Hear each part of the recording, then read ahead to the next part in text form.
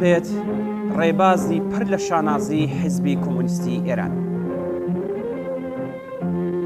حیزبی کۆمونیستی ئێران وەک حیزبێکی مارکسیستی بۆ کۆتایی هێنان بە دەسەڵاتی سیاسی و ئابووری چینی سەرمایه‌داری و دامەزراندنی حکوومەتی کرێکاری و دروستکردنی کۆمەڵگای سۆسیالیستی خەبات دەکات. کۆمەڵگایەک کە کۆتایی پێهاتنی چەوسانەوەی ئینسان بەدەستی ئینسان، لاوازبوون و نەمانی دەوڵەت و سەرجەم ئۆرگانە پاڵپشتیەکانی لەو ڕێگەیەوە تێپەڕ دەبێت. ئامانجی کۆتایی ئێمە گەیشتن بە کۆمەڵگایەکە کە تیایدا ئازادی و خۆشبژێوی جێگەی کۆیلەتی و بێعەداڵەتی و بێبەشی دەگرێتەوە و دەرفەتی بەرابەر بۆ گەشە سەندنی تواناییەکان بۆ هەموو کەس دەرەخسێنێت.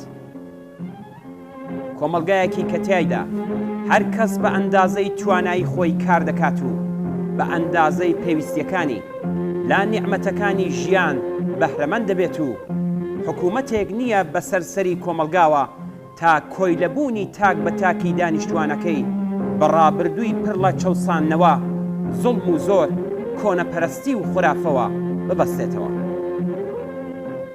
لە ڕوانگەی ئێمەوە سۆسیالیزم بابەتێکی پەیوەندیدار بە داهاتوویەکی نادیار و دوورەدەست نییە، بەڵکو پەیوەندی هەیە بە بوار توانایی و بەستێنە کۆمەڵایەتی و ئابووریەکەی کە لە ناو دڵی نظامی سەرمایه‌داری ئێراندا پێک هاتووە و مەرجی وەدی هاتنی بەهێزی وشیار ڕێکخرا و خەباتی چینی کرێکارەوە گرێدراوە.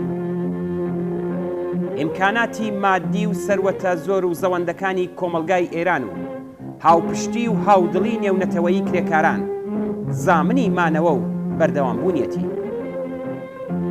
لە هەلومەرجی ئێستادا ئەم خەباتە لە ڕێگای ڕووخانی کۆماری ئیسلامی و ڕووخاندنی ئەم نیزامە چەوسێنەر و سەرکوتگەرەی ئێرانەوە ئامانجی ڕاستەوخۆی شۆڕشی کرێکاریە. بەڵام لەو هەلومەرجەدا کە هێشتا سیستەمی سەرمایه‌داری لە شوێنی خۆیدایە، حیزبی کۆمونیستی ئێران بێوچان بەردەوامن لە خەبات بۆ دامەزراندنی سۆسیالیزم و دروستکردنی کۆمەڵگایەکی کۆمونیستی و لە هەمان کاتیشدا بۆ ئەنجامدانی چاکسازی سیاسی، ئابووری و کۆمەڵایەتی و فەرهەنگی پێشکەوتنخوازانە لە پێناو باشترکردنی بارودۆخی ژیان و گوزەرانی جەماوەر و مرۆڤانەترکردنی ئەو کۆمەلگایە و ژینگەیەکی کە تێیدا دەژین لە چوارچێوەی ئەم سیستەمەدا واز ناهێنێت و خەباتی بۆ دەکات.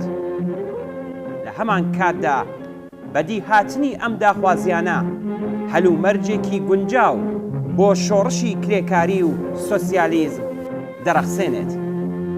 پیرۆز بێت 11 خەرمانان ڕۆژی دامەزراندنی حیزبی کۆمونیستی ئێران.